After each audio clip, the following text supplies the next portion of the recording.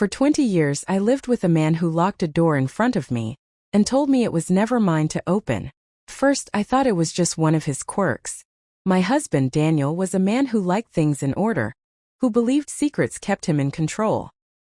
He worked long hours, spoke little, and carried himself with a kind of quiet authority that made others yield before asking questions. I thought that was just who he was. But then came the door. It wasn't in our home, it was in a modest brick house across town. Daniel called it his second place. He never explained why he needed it. He would leave for hours, sometimes overnight, and when I asked to come along, his face hardened. "Don't ever ask again," he warned me once, his voice low and sharp like a knife slipping against stone. "That house is mine, not yours." I remember the sting of those words more than anything else. Not yours. I was his wife, the woman who built a life beside him, who cooked his meals, tended his parents, and followed him through all the shifting demands of his career. But somehow there was a part of him, a part of his life that I was forbidden to touch. And the worst part? I obeyed. Every time he left for that house, I swallowed my questions. I sat in our kitchen, tracing the rim of my teacup, pretending I didn't wonder what he was doing, who he was meeting, or why that place needed to exist without me. My pride shrank a little more each year, until the silence between us felt like a wall higher than any locked door.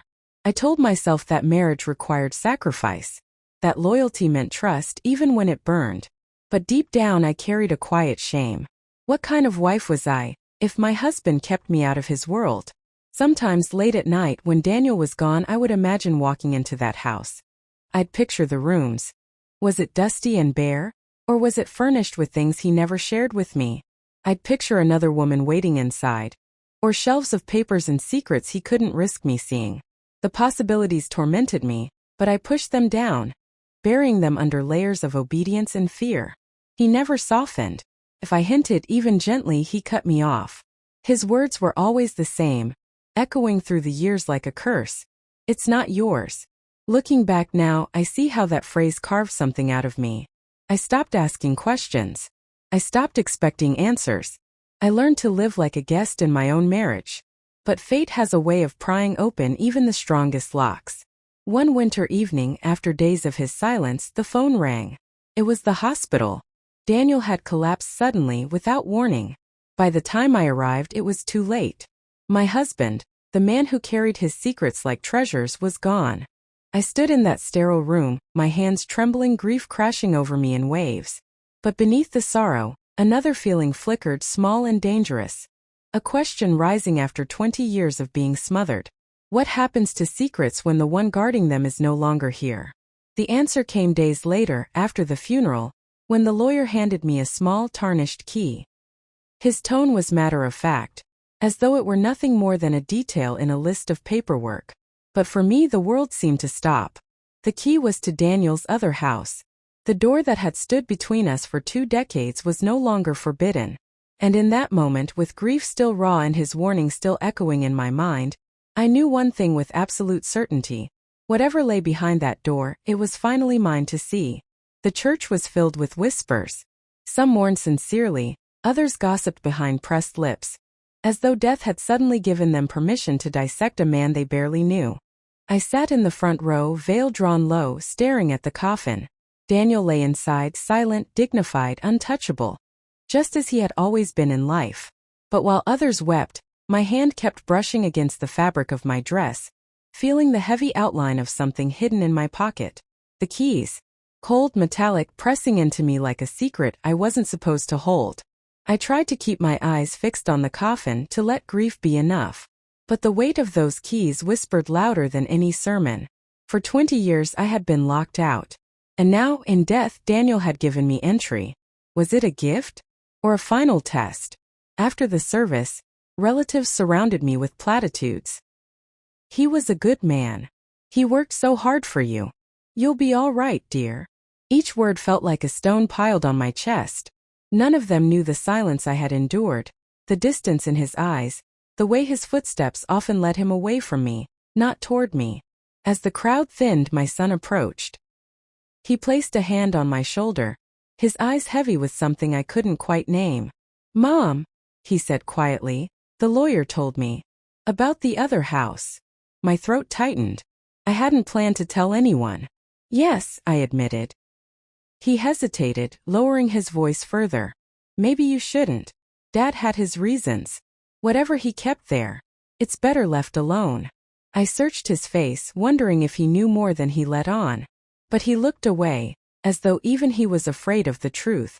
I was his wife, I whispered, barely holding back the tremor in my voice. If anyone deserves to know, it's me. He said nothing more, just pulled me into a stiff embrace, as though he could shield me from whatever waited behind that door. That night, the house felt unbearably empty. I set one plate on the table out of habit, then quietly pushed it aside. The chair across from me sat hollow, accusing. The silence was so loud it pressed against my skull. 20 years of marriage, and yet in that silence, I realized something chilling. I had never truly known my husband. The thought struck deeper than grief. Who had I lived with all those years? A stranger in familiar clothes? The keys sat on the table, glinting under the kitchen light. They seemed to pulse, daring me to use them. My hand hovered over them more than once, but I pulled back, telling myself it was too soon. That I should mourn before I trespassed. But was it trespassing if the house was now mine? I lay awake long into the night, the memory of Daniel's warning slicing through my mind. Don't ever ask again. That house is mine, not yours. He was wrong. As now he was gone. And the key was burning in my palm, demanding answers. By the time midnight came, I couldn't sit still any longer. I grabbed my coat, slipped the keys into my hand, and walked out into the cold night. The streets were empty, the air biting. My heart pounded harder with every turn of the wheel as I drove across town. Headlights slicing through the dark. Each block brought me closer, my chest tightening with dread and anticipation. And when the house finally came into view, quiet, dark, and waiting, my fingers clenched around the keys so tightly they dug into my skin.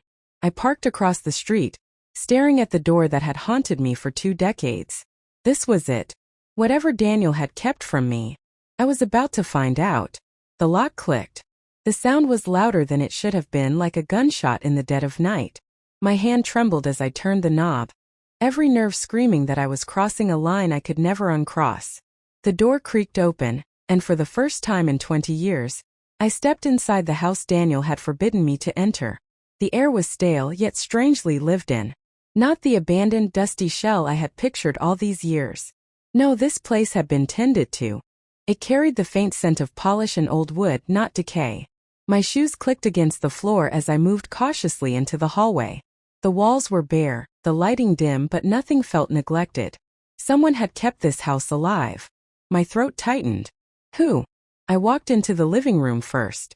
A sofa sat neatly against the wall, a blanket folded carefully on the armrest. Not a speck of dust clung to it. The curtains hung straight, freshly pressed. This was no secret storage place. It was a home I had never been allowed to see. My fingers grazed the edge of a bookshelf and I froze. There were gaps where books had once been, spaces too deliberate to be neglected. And worse, some of those missing titles looked painfully familiar.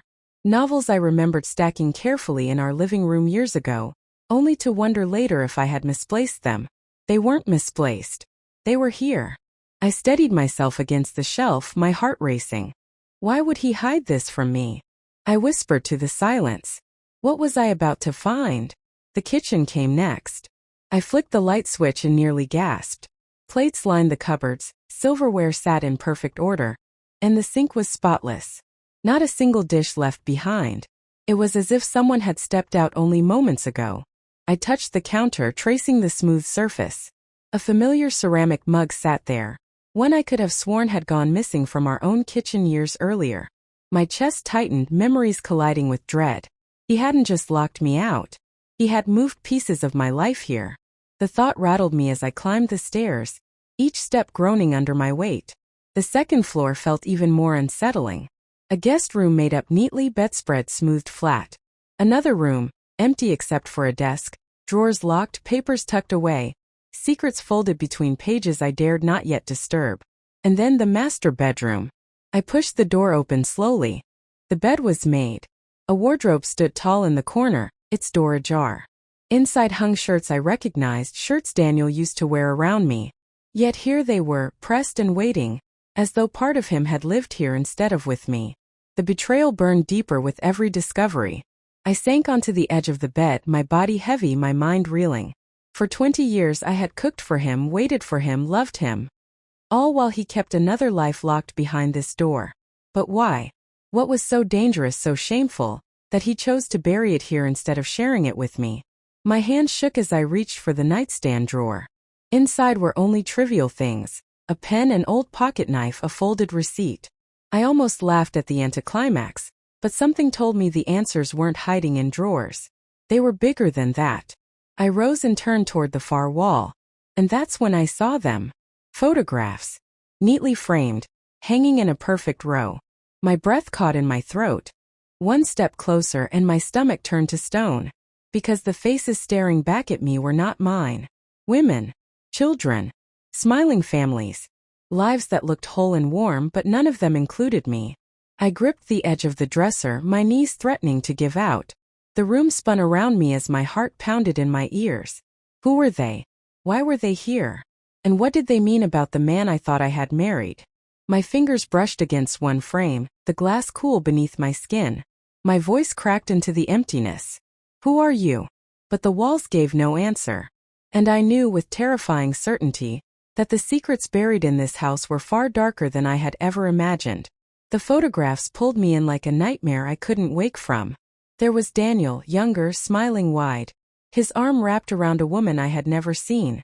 Her beauty wasn't glamorous, but there was a softness in her eyes, a familiarity in the way she leaned into him, as if they had built something together. And then the children. 2 of them. A boy with his father's nose, a girl with Daniel's unmistakable eyes. They stood in front of a Christmas tree. Gifts stacked high, smiles bright with the kind of joy that comes from love freely given. My knees buckled and I sank into the chair beneath the frames, clutching my chest. All those nights he said he was working late. All those weekends he disappeared with excuses. He wasn't alone. He was here. I pressed my trembling fingers to the glass of one photo. The boy looked about 10, the girl maybe 8. How long had they been his secret? How many birthdays had he celebrated here while I sat waiting for him in an empty kitchen? My voice cracked as I whispered to the smiling strangers. Was I just the shadow wife? The silence that followed mocked me. My marriage, 20 years of sacrifice, love, and loyalty, felt like shattered glass around me. I thought I had known Daniel. Thought I had built a life beside him. But in this house, on these walls, he was someone else entirely. Humiliation washed over me, hot and suffocating. All those times I defended him to others. All those times I told myself his distance was stress, his silence was fatigue. No. He hadn't been absent. He had been living a second life. I couldn't stop. My shaking hands tore through the drawers, opened closets, yanked open boxes stacked neatly under the bed. That's when I found them. Letters. Tied together with a simple ribbon, tucked inside a tin box as if they were too precious to be left unguarded. I pulled one free, unfolding it with clumsy fingers. Dearest Daniel, it began, written in delicate handwriting. The children can't wait for you to come back this weekend. We've missed you terribly. They made drawings for you. Our little family isn't whole without you here. My vision blurred. Each word stabbed deeper. Our little family.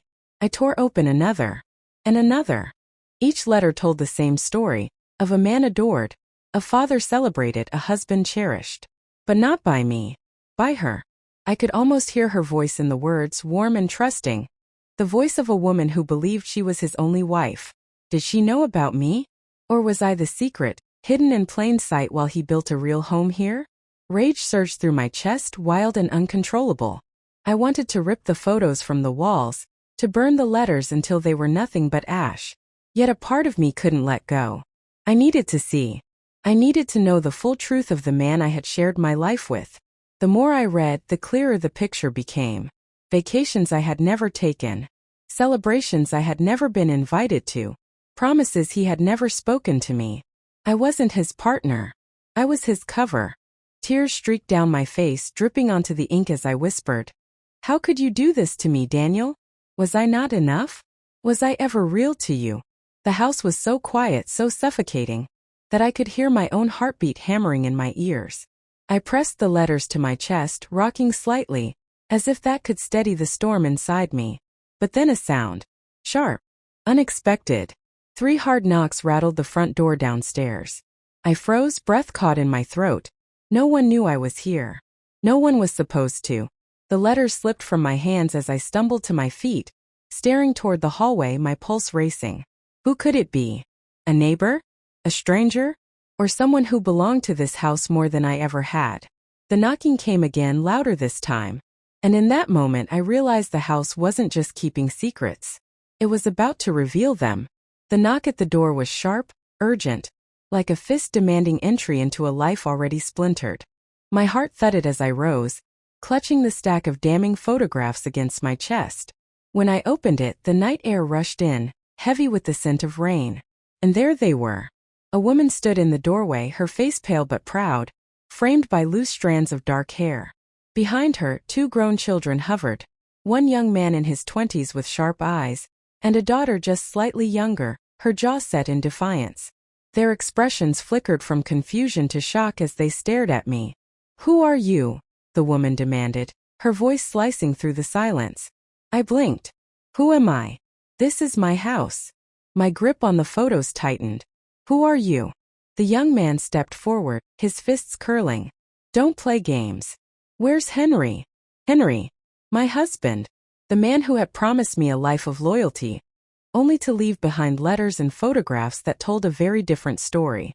I drew in a shaky breath. "Henry isn't here. He's dead." The woman's face crumpled, and for a moment I almost pitied her. But then her eyes blazed, wet with fury. "Dead? You're lying. He was supposed to come back to us. To you." The words came out bitter, sharp. "He lived here with me. For 30 years. The woman let out a brittle laugh, a sound full of disbelief and pain. "No. He lived with me. He said he'd left you long ago." Something inside me snapped. "Funny," I spat back, holding up the photos. "He told me the same about you." The daughter gasped, covering her mouth. The son muttered a curse under his breath. And for a moment the 4 of us just stood there, the truth hanging like poison in the air. I stepped aside slowly, gesturing to the entryway. "If you want answers, come in. But I warn you, you may not like what you find." Inside, under the yellow glow of the old chandelier, the house became a stage for our grief. I set the photographs on the coffee table like evidence in a trial. The woman's trembling hands reached for one, and when she saw the image of Henry holding a newborn that wasn't hers, she let out a sound somewhere between a sob and a scream. This was his other life," she whispered.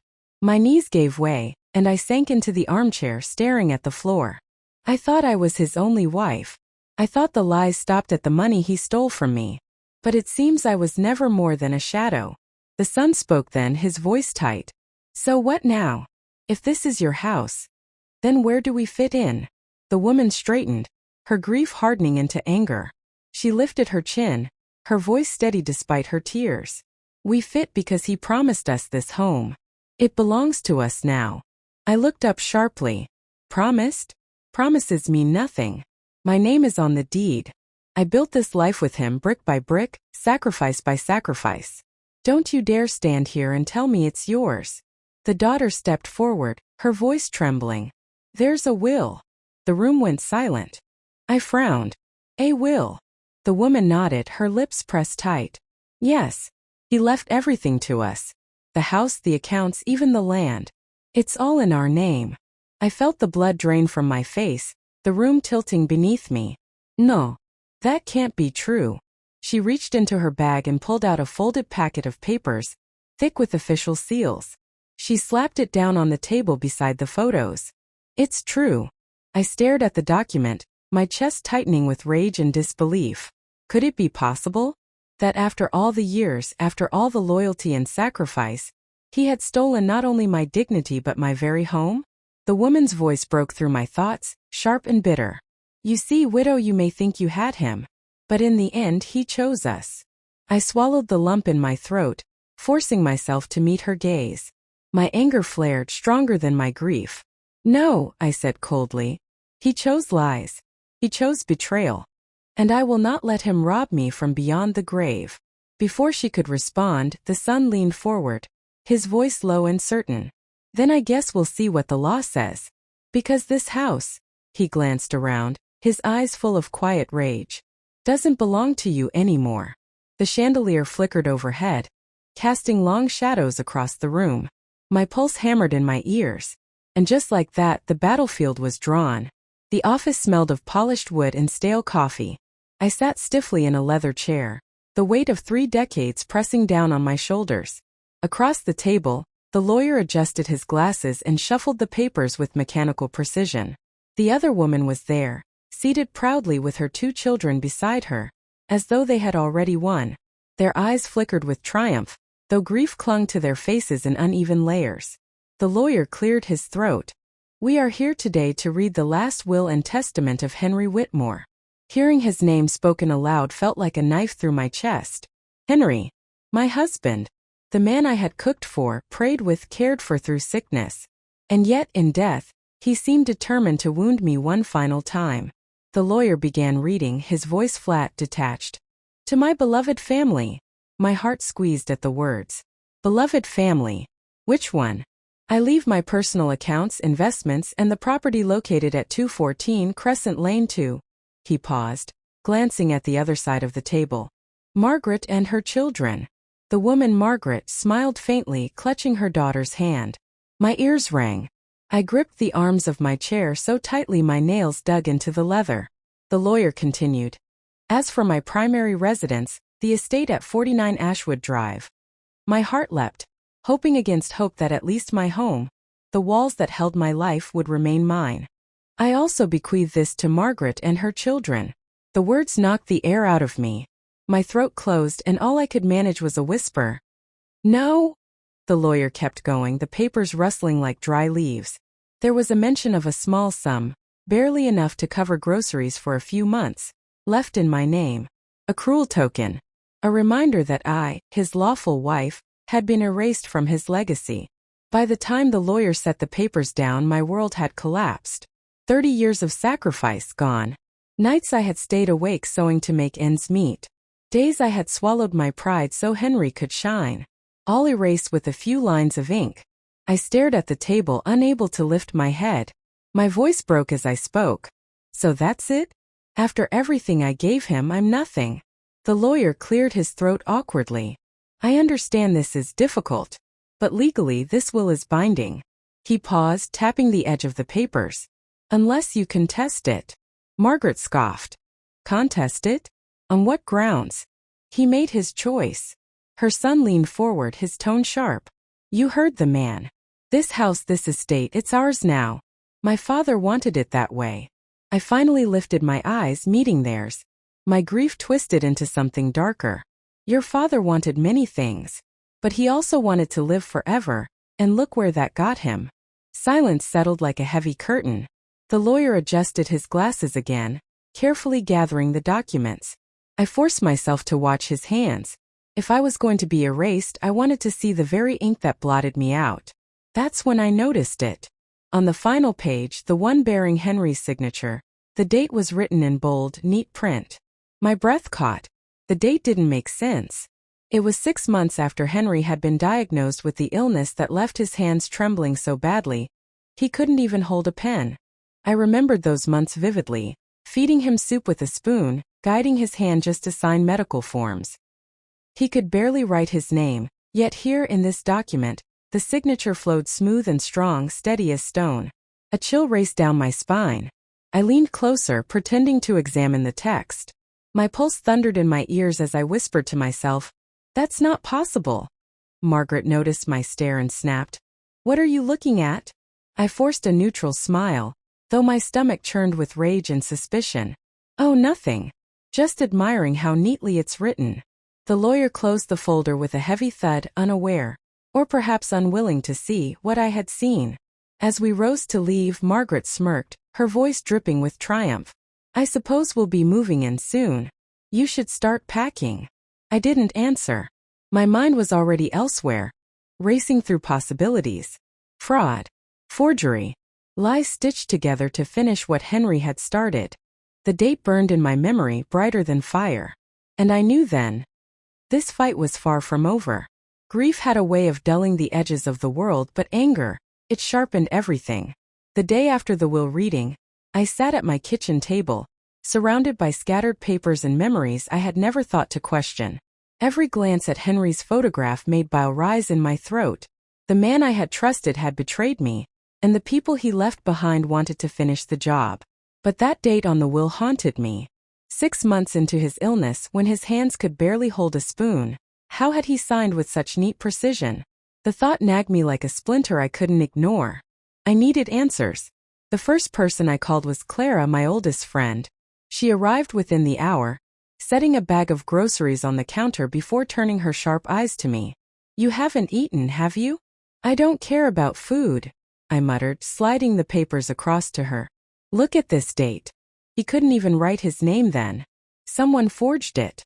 Clara studied the document, her brow furrowed. "My God. You're right." She reached for my hand, squeezing hard. "Don't let them bury you with his lies. Fight." Her words struck deep. For weeks I'd felt like a ghost in my own life, drifting from room to room, waiting for the world to swallow me. But now something flickered. A spark I thought had been extinguished. I started with Henry's old desk, the one he used for bills and correspondence. Drawer by drawer I searched receipts, check stubs, medical reports, most of it mundane. But then, tucked inside a manila envelope, I found photocopies of legal documents, property deeds, titles, and one in particular made my breath catch. The original deed for the Ashwood Drive house.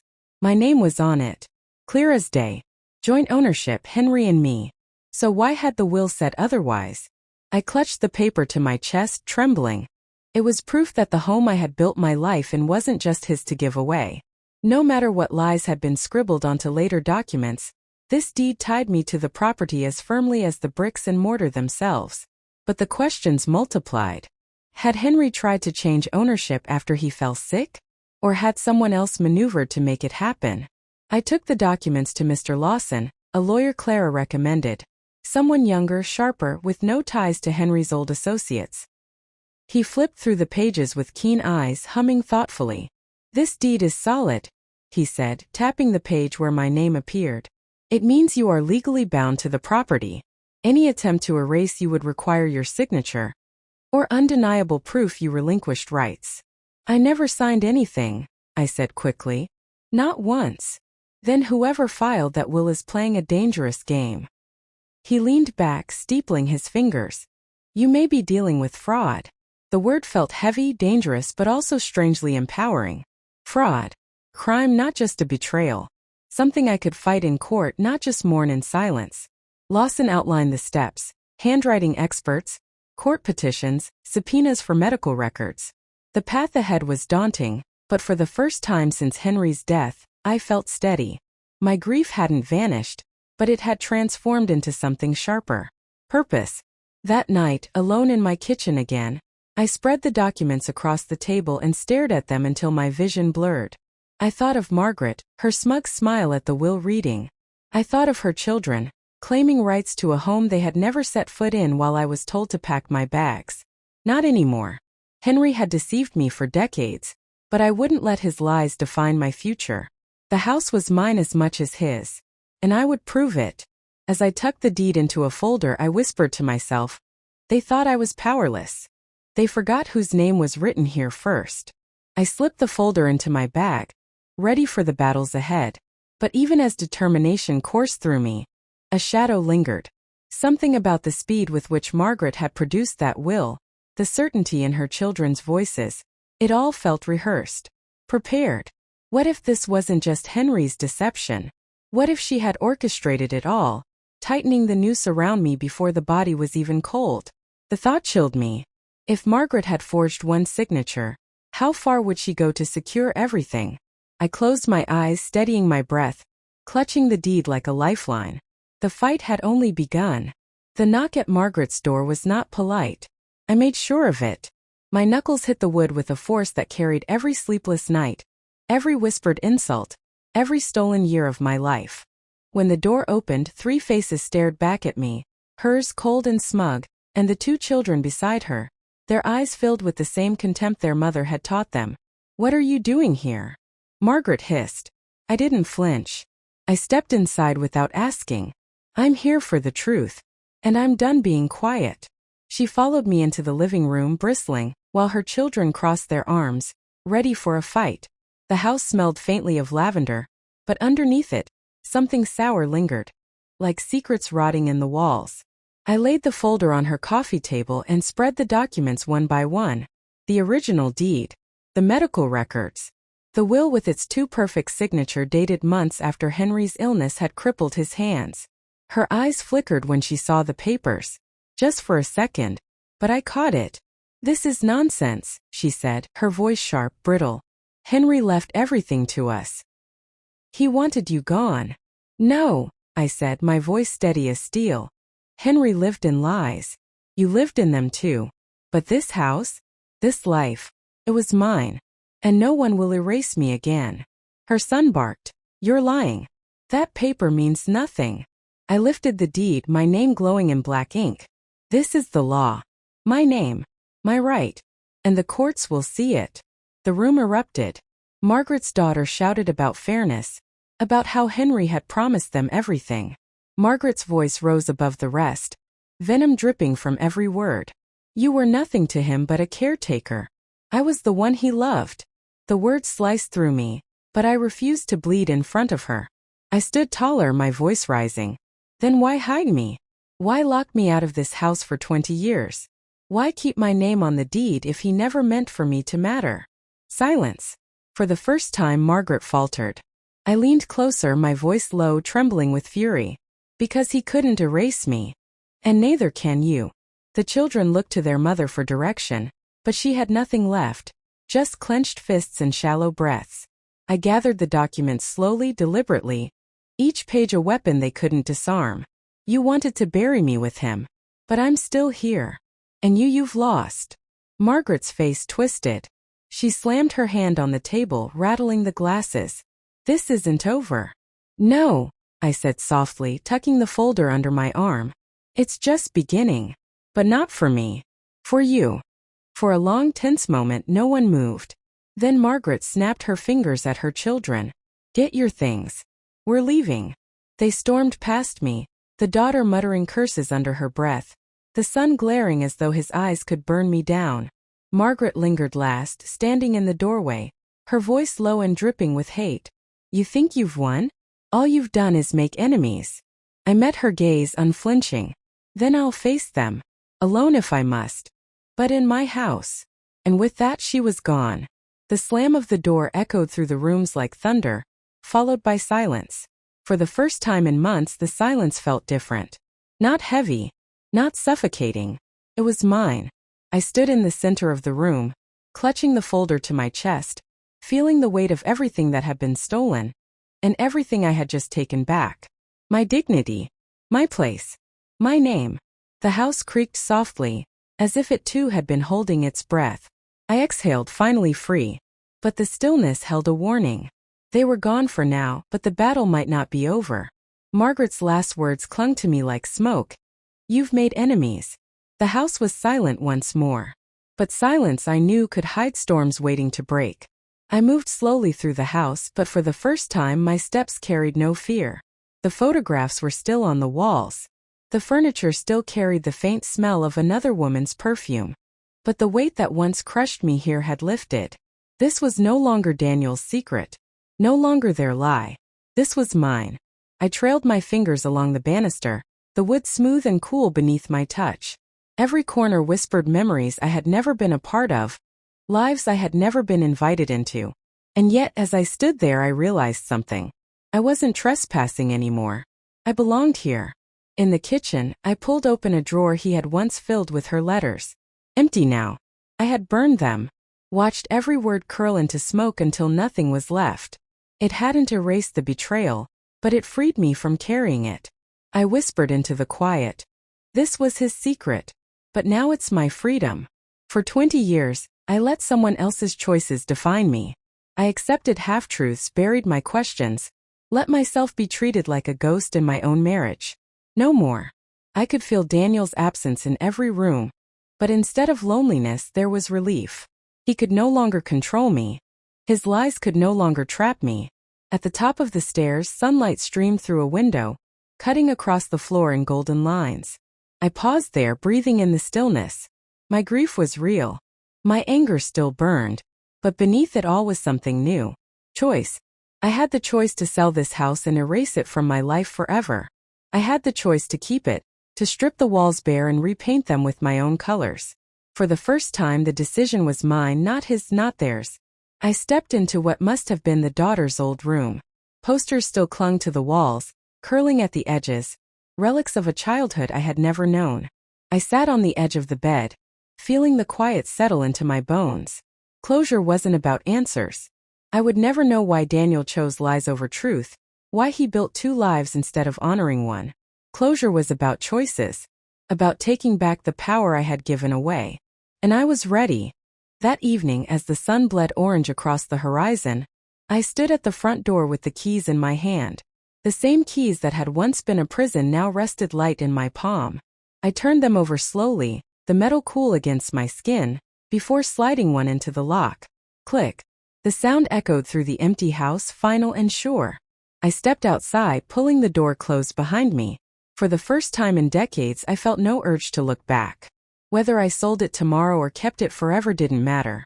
What mattered was that the choice was mine. This was my house. And at last, my life. Secrets don't just stay hidden. They poison families from within. But when the truth comes out, even if it hurts, it can set us free. If you believe no woman should ever be silenced or erased by betrayal, share this story. And remember to subscribe for more powerful tales of dignity, justice, and redemption.